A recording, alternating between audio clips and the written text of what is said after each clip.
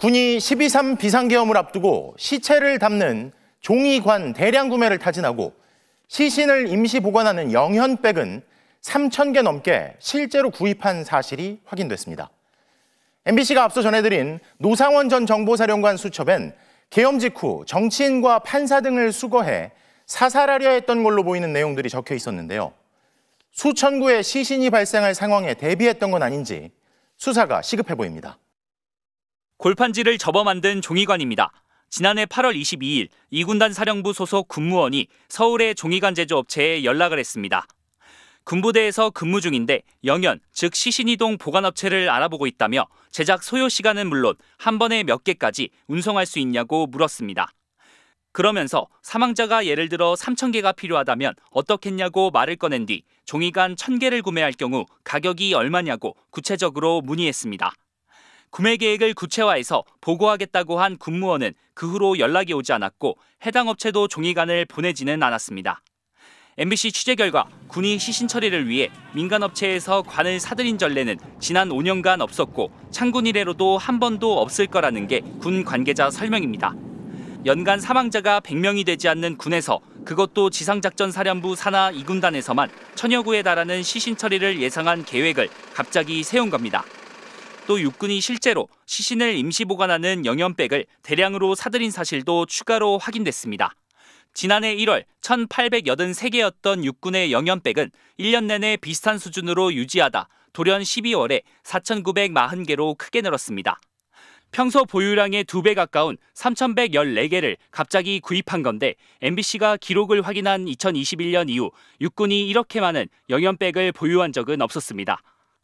12월 3일 윤석열 대통령의 비상계엄 선포를 전후해 군이 무언가 다수의 시신 발생을 대비한 게 아니냐는 의혹이 제기됩니다. 비상계엄의 비선으로 지목된 노상원 전 정보사령관의 수첩엔 이재명 민주당 대표와 문재인 전 대통령, 이준석 의원과 유시민 작가 등을 A급 수거 대상으로 분류하고 수거한 A급 처리 방안으로 수집소 이송 중 사고, 가스, 폭파, 침몰, 격침이라는 글이 적혀 있었습니다. 수집소 중 한 곳으로 오음리를 적어뒀는데 공교롭게도 강원도 화천 오음리엔 종이관을 문의했던 2군단 산하 702 특공연대가 있습니다. 2군단은 종이관을 문의한 이유에 대해 지난해 을지 자유의 방패 훈련 중 전시 사망자 처리에 대한 아이디어 차원으로 논의했다 실효성이 없어 중단한 계획이라고 밝혔습니다. 육군은 비축한 영현백에 대해 2022년 하참 지침에 따라 중기계획상 반영된 물량이 12월에 납품된 것이라며 비상계엄과는 무관하다고 밝혔습니다. MBC 뉴스 고병찬입니다. 육군은 지난해 12월 시신을 임시 보관한 영현백을 3,000개 넘게 실제 구입했습니다. 평소 보유량의 2배를 육박합니다. 아주 특이한 사항입니다. 12.3 비상계엄 직후 대규모 시신 발생 가능성에 대비라도 한 겁니까? 육군이 대량의 시신 가방을 준비했던 걸 두고 계엄 대비였다는 의심이 커지고 있습니다. 가장 주목되는 건 주문 시점과 주문량입니다. 추미애 의원실에 따르면 육군이 긴급 공고를 통해서 시신 가방을 대량으로 주문했던 시점은 지난해 5월입니다. 대통령이 삼청동 안가 회동에서 비상한 조치를 언급한 게 지난해 3월 말에서 4월 초쯤인데요. 그 직후 긴급으로 주문한 겁니다. 2024년 3월 말에서 4월 초순경 삼청동 안가에서 윤석열 대통령이 마련한 만찬에 김용현 당시 경호처장, 조태현 국정원장, 여인영 방척사령관과 함께 참석한 사실이 있으시죠? 네. 네, 이때 주문한 시신 가방은 계엄 일주일 뒤인 12월 11일에 납품이 됐습니다. 그렇게 늘어난 물량은 3,000개가 넘습니다. 육군은 그 전부터 계획한 구매라는 취지로 답변을 했지만 이렇게 대량으로 구입한 건 근 5년 사이에 없었던 일이라고 합니다. 그래서 정치적 의견이 다른 사람을 수거해서 제거한다는 노상원 수첩이 또다시 언급됐습니다. 윤석열의 망상에 지난 12월 3일 밤 대한민국 수도 서울 한복판에서 킬링필드가 열릴 뻔했습니다. 노상원이 수첩에 적은 망상이 실제 가동됐던 것입니다. 만약 계엄이 성공했다면 무슨 일이 벌어졌을까? 공포 영화도 아닌데 오싹하기만 합니다. 예, 군이 지난해 12월 영현백 3,000개를 추가 준비한 정황이 드러났다라는 것이 민주당 추미애 의원실의 자료를 통해서 나타난 결과이고 군에서는 계엄과는 무관하다라고 반박을 한 상황입니다. 영현이라는 게 죽은 사람의 영혼을 높여 부르는 말이잖아요. 시신 담는 가방을 3,000개를 추가 준비했다라는 겁니다. 의혹을 제기한 민주당 쪽 입장부터 들어볼까요? 그러니까 아마 이 얘기를 저희가 지적을 하면 국민의힘 측에서는 공포 마케팅 하지 마라.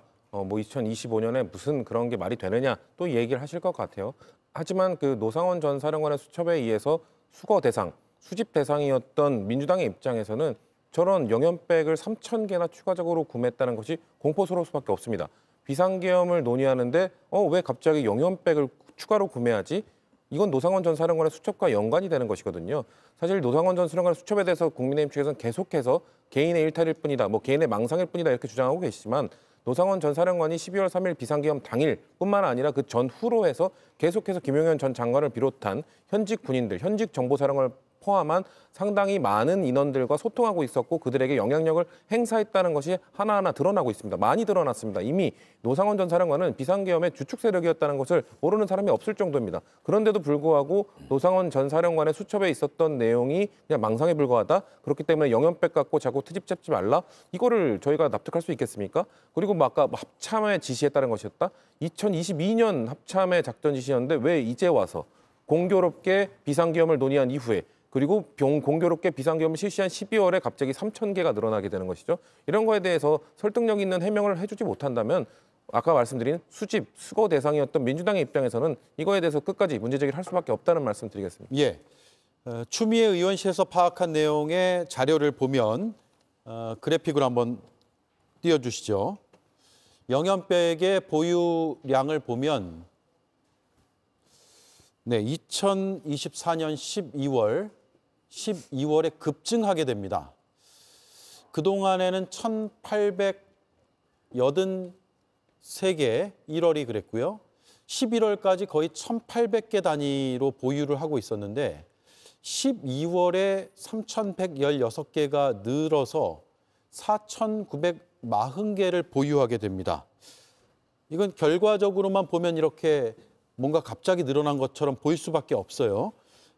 그래서 추미애 의원실 그리고 민주당에선 계엄과의 연관성을 의심하는 것이고 군에서는 아니다, 미리 지시를 받았고 주문했던 게 저때 보유됐다라는 취지로 지금 주장을 하고 있는 겁니다.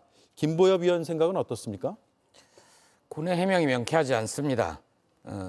만약에 그렇다면 노상원과의 연결고리를 끊으려면 저 영현백을 사는데 노상원이 돈 주고 샀습니까? 그게 아니잖아요. 군에서 샀고 영현백이라는 게 유통기한이 있는 게 아니잖아요. 예. 그래서 갑자기 예전 거를 폐기하고 갑자기 양이 늘은 것도 아니고 시뮬레이션이라는 얘기도 합니다. 뭔가 작전에서 시뮬레이션을 한다는 건 가정을 하고 그렇게 움직였을 때 어떻게 한다는 거지. 이 도합 4천 몇 개의 군인들이 들어가는 식의 시뮬레이션, 4천 명 정도를 동원해야 되는 그런 훈련이 필요한 건 아니지 않습니까? 그래서 그게 명쾌하지 않고 노상원 수첩은 자꾸 수사당국에서도 검찰에서도 이게 내란과의 선을 끊으려고 애를 쓰는 흔적들이 보입니다. 예를 들어서 노상원 수첩의 필적을 감정했던 쪽에서는 이게 노상원이 쓴 건지 누가 쓴 건지 모르겠다. 예. 이런 얘기를 하고 검찰은 주요 증거로 채택을 하지 않고 또 선관위에서도 노상원 등 내란에 참여했던 군 관계자들의 수사 기록을 선관위에 보내달라라고 했을 때 검찰 쪽에서 계속 현재 수사 중인 사안이므로 기록을 보낼 수 없다. 이렇게 해서 이것도 수첩 안에 있는 엄청난 증거들도 비화폰이나 비화폰 서버 기록처럼 중요 증거일 텐데 선관위가 판단의 근거로 삼지 못하고 있습니다. 예. 자, 군에서 설명하는 것들을 하나하나 따져보죠. 평소 전시 대비해서 영연백 비축을 하고 있고 관리를 하고 있다라는 것이고 2022년 합참의 지침에 따라 2024년 12월에 납품된 것이다. 즉 비상계엄과는 무관하다라는 입장을 오늘 밝혔거든요. 김윤영 의원 보기에는 어떻습니까? 이게 앞서 우리가 비축량을 월별로 따지면 12월에 급증한 건 사실인 것 같아요. 보유량은. 일단 추미애 의원실에서 문제 제기했는 부분 할 수 있다고 생각을 합니다. 평소였으면 충분히 하실 수 있는 부분이라고 생각을 합니다. 그런데 지금은 굉장히 민감한 시기지 않습니까? 특히 군에 대한 불신이 어찌되었든 굉장히 떨어진 상황에서 지금 저희가 추미애 의원실에서 문제 제기했는 걸 보면 연영백 보유량 현황을 먼저 파악을 해서 그 부분에서만 일단 먼저 문제 제기를 했거든요. 예. 흔히 말해서 저희가 국회에서 국정감사를 준비할 때 보면 현황 자료를 받은 다음 그 현황 자료에서 문제점을 찾으면 그 문제점에서 또 심층적으로 분석을 합니다. 왜 그러면 저런 연영백을 구입했는지에 대해서 추가적인 자료 요구를 통해서 좀 더 내용을 세밀하게 듣고 나서 문제 제기를 해야 되는데 추미애 의원 측에서 너무 성급하게 저는 공개를 했다고 생각을 합니다.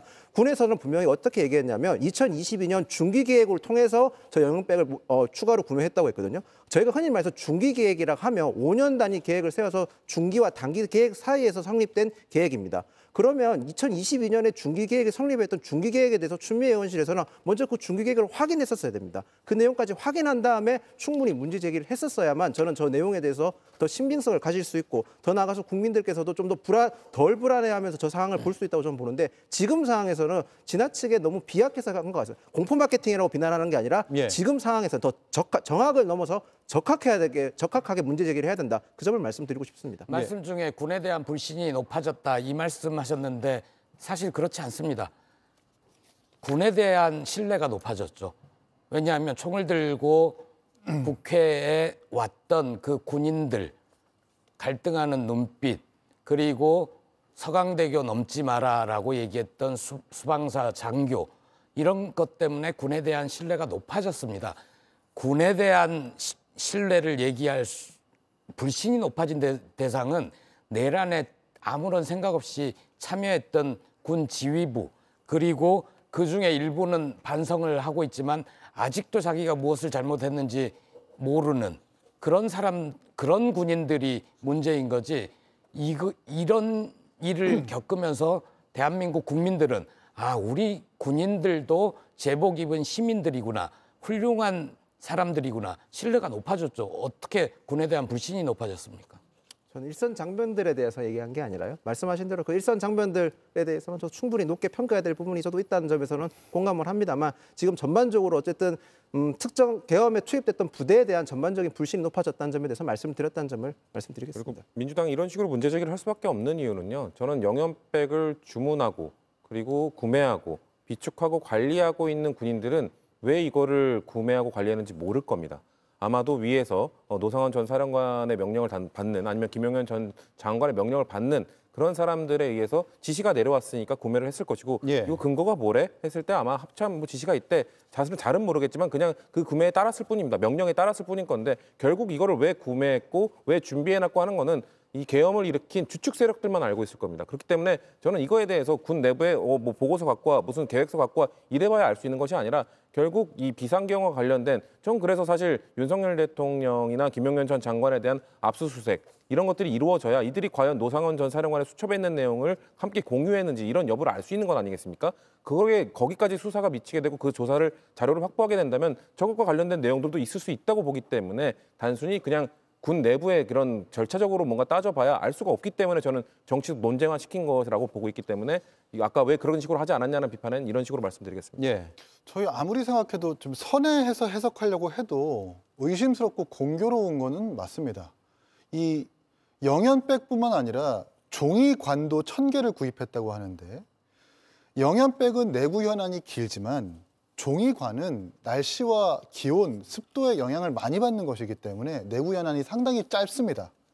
군의 연간 사망자가 100명 이하인데 종이관을 1000개 이상을 주문했다. 그것도 창설 이래 단 한 번도 민간업체한테 산 적이 없는데 민간업체한테 일괄적으로 1000개 이상을 구매했다는 것은 우리가 어떻게 받아들여야 할 것인가. 저는 이것이 저희 개혁신당 이준석 의원도 사실 수거 대상으로 지목됐었기 때문에 의심할 수밖에 없다고 생각을 하고 이것뿐만 아니라 우리 좀 국회가 조사를 철저히 해서 특전사가 들고 들어갔었던 소총과 실탄의 어떤 증감 비율 이런 것들도 면밀히 좀 파악해야 되겠다는 생각이 듭니다. 예, 이 종이관을 제가 짧게만 설명을 드리면 종이로 만든 관 구매를 군에서 문의했다라는 것도 지금 의혹으로 밝혀지고 드러나고 있는 부분인데 실제로 구매가 이루어지지는 않았습니다만 문의를 했다는 거예요. 2군단이 제작업체에 종이관 1000개를 구매할 때 얼마냐라고 문의를 했다는 거고요.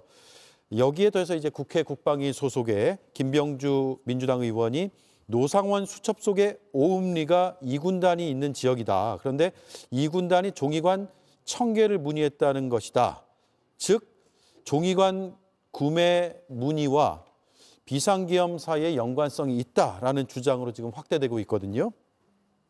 그러니까요. 그러니까 종이관도 그렇고 제가 지금 이제 우리가 조사해야 되는 것은 이것에 대한 뭐 어떤 보고서에 의해서 구매했느냐, 문의를 했느냐 이게 아니라 어떤 지휘 체계에 따랐느냐를 전 조사해야 된다고 보는 겁니다. 그렇게 따라 올라가다 보면은 분명히 아마도 비상계엄의 주축 세력들이 공통의 단어로 나오게 될 것이고 그렇기 때문에 지금 군 내부의 이런 절차적 문제 이런 걸 따질 것이 아니라 저는 이 비상계엄과 연관시킨 수사와 조사가 이루어져야 이 종이백과 이 영현백에 대한 의혹들 우리가 느끼고 있는 민주당이 느꼈던 공포감 이런 것들을 해소할 수 있다고 말씀드리는 겁니다. 짧게 덧붙이면 군은 분명히 아직 저희가 분단 국가이기 때문에 소량이든 대량이든 영현백을 구매하고 시신을 처리하는 영현 처리 절차를 제정해서 운영하고 있습니다.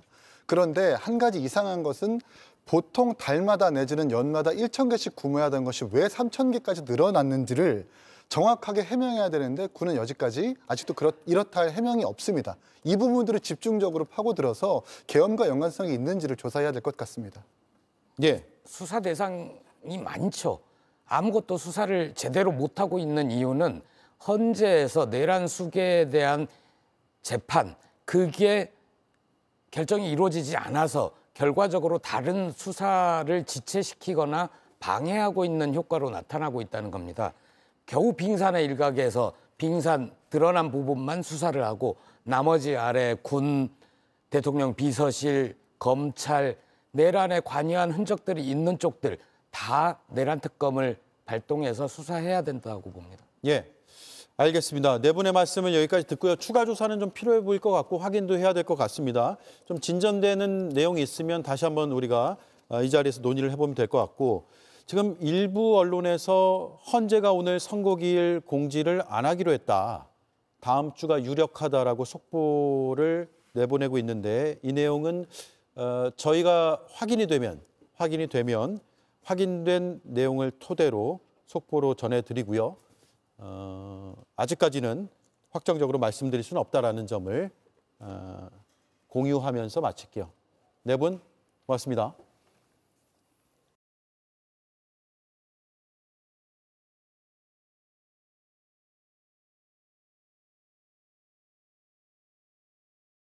장관 대행님, PPT 올려주세요. 영현백 계속 묻겠습니다. 영현백 관련해가지고 지금 이 종이관 문의했던 곳이 2군단 산하 702 특공연대라고 하고 이게 오음리에 있는 군대거든요. 네. 지금 특수본 지금 내란 수사하고 있는 거죠? 이 부분은 좀 저희가 자세한 내용을 좀 확인해 보겠습니다.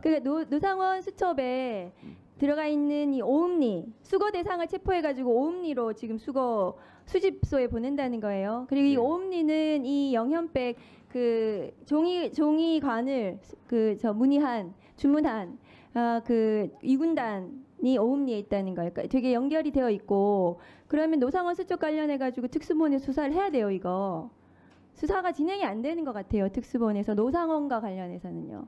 지금 내란숙의 윤석열 피고인에 대해서는 구속 기소를 했는데 이 부분에 대해서 왜 특수본에서 제대로 수사가 안 되고 이렇게 저거 한번 보세요. 내란숙의 그리고 내란 목적 살인 예비거든요. 근데 살인범이 지금 구속 취소돼서 풀려나와서 지금 안락하게 있는 거예요. 국민들이 너무 불안해요. 우리 국민들은 이 법률가들을 믿고 정치인들을 믿고 그냥 일상을 살아가요. 내란을 저지른 저런 중대한 범죄자는 잘 구속해 줄겠거니, 잘 구속해서 잘 재판해 줄 거라고 생각하고, 그런데 다음 거 보여주세요. 그런데 이렇게 내란 저지른 대통령은 내란을 저질러서 이 탄핵을 앞두고 있고, 그러니까 이 공직자들이 엉망진창이 됐어요. 법치주의가 무너졌거든요. 저 최상목 대행, 심우정 검찰총장, 이 사람들은 헌법재판관이 되고 싶은가 봐요. 법무차관님 헌법재판관 되시고 싶으신가요?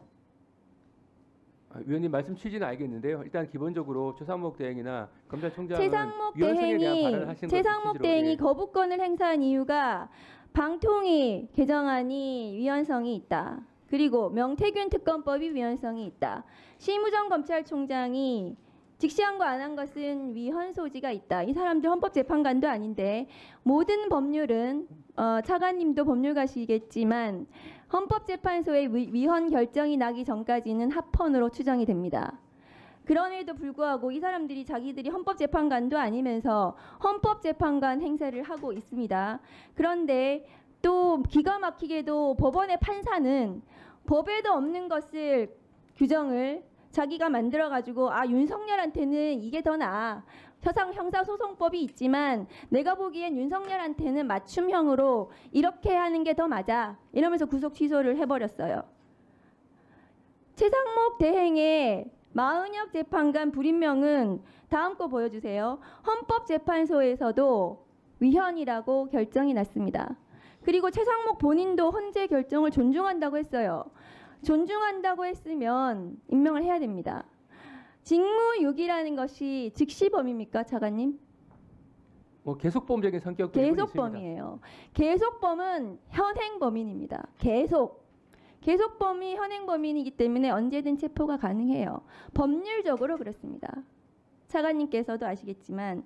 그리고 이 최상목 대행의 문제는 굉장히 심각할 뿐더러 직무유기에 중대한 위법을 저지르고 있기 때문에 반드시 탄핵을 해야 됩니다.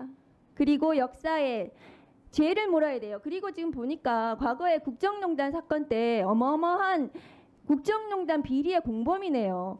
역사가 한번 처벌을 하지 않으니까 또다시 똑같은 죄를 저지르는 거예요. 전두환을 제대로 처벌하지 않으니까 또 윤석열이 내란 저지르는 겁니다. 그게 역사라고 저는 생각을 합니다. 그리고 심우정 검찰총장이요. 저희는 검사 2,300명이 이거를 이해를 못해요. 차관님도 마찬가지일 겁니다. 즉시항고권을 행사할 거라고 2,300명의 검사들이 모두 다 예상을 했을 겁니다. 그게 검사예요. 왜냐하면 맨날 구속하고 칠판에 적혀있어요. 달력에 구속기간이 날로 적혀있지 시간으로 적혀있지 않거든요. 즉시항고권을 포기한 것은 직권남용입니다. 그리고 윤석열 검찰총장은 마찬가지 지휘권남용이거든요. 특수본 지침에 있는 법에 있는데도 그것을 행사하지 못하게 하는 것은 직권남용입니다. 법무부에서 4년 전 윤석열 감찰하듯이 직접 감찰에 나서야 됩니다. 검토하십시오.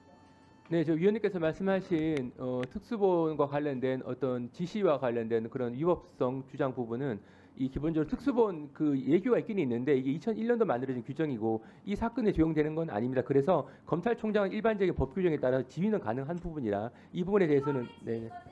위법하고 부당한 수사에 대해서 감독할 책임이 권한이 있는 것이지 적법한 법에 있는 것을 행사하겠다는 것을 못하게 할 권한은 없는 거예요. 대검의 지휘권은.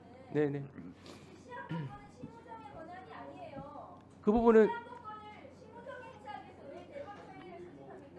수사팀과 의견 조율을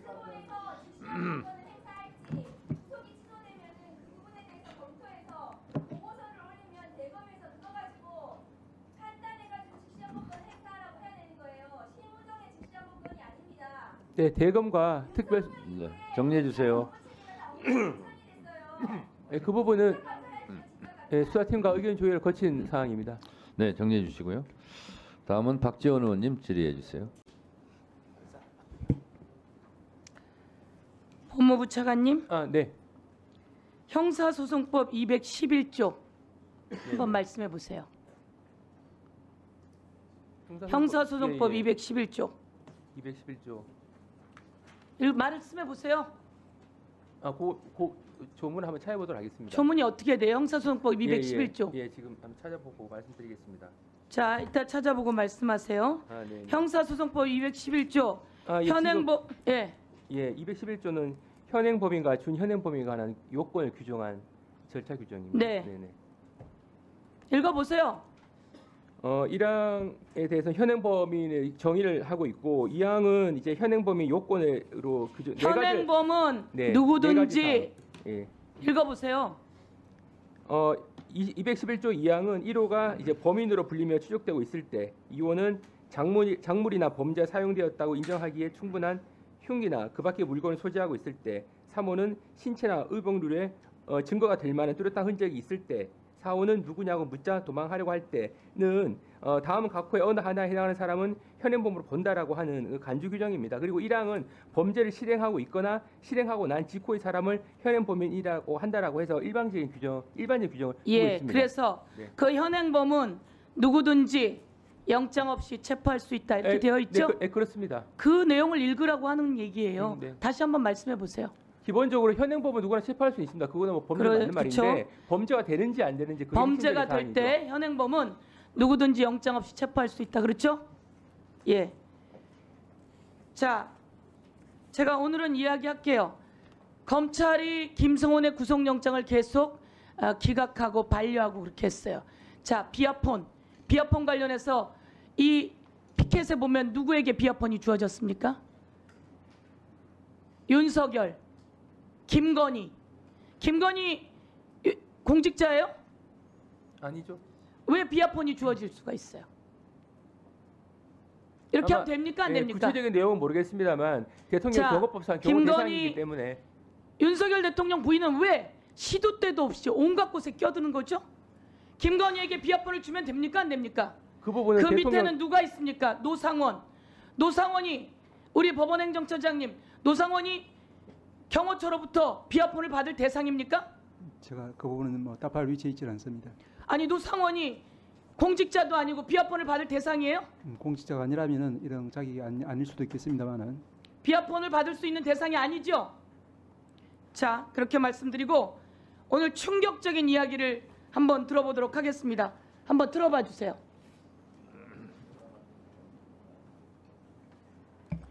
비상계엄을 앞두고 시체를 담는 종이관 대량 구매를 타진하고 시신을 임시 보관하는 영현백은 3,000개 넘게 실제로 구입한 사실이 확인됐습니다. 여러분, 군에서 영현백, 시신이 생기면 시신을 담는 비닐백을 말하는 것 같은데요. 3,000개가 넘게 군에서 영현백을 준비했답니다. 구입했답니다. 그리고 또 군에서 종이관을 1,000개를 알아봤답니다. 이게 도대체 무슨 일입니까?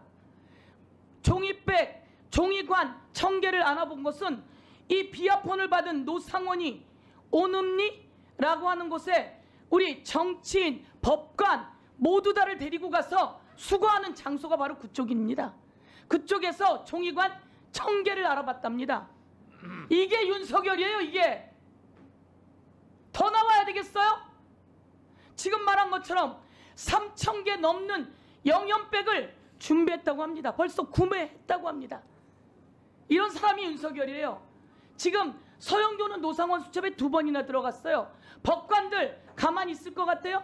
국회의원 싸그리 싹싹해서 이렇게 불법 비상계엄을 하고 노상원에게 비아폰까지 줘가면서 대한민국을 불법 비상계엄으로 해서 내란을 책독한 자가 바로 윤석열입니다. 어제 나온 것은 뭡니까? 북한에 비행을 해서는 안 되는 선까지 올라가서 비행을 해라. 그것도 아파치라고 하는 헬기로. 그리고 들리게, 북에서 들리게 비아폰도 아닌 폰으로 서로 전달을 하고, 그래서 마치 저격을 받을 수 있게 했던 거예요. 그래서 전쟁을 일으키려고 준비한 거예요. 이게 윤석열이에요. 이런 상황에서 이 자를 옹호하는, 이게 말이나 됩니까? 그리고 이게 제가 언급할 내용이 아니다 이렇게 말해야 되겠습니까? 오늘 저는 윤석열의 전쟁 유도, 그리고 정치인들과 언론인 등을 모두 다 수거해서 시신이 될 경우에는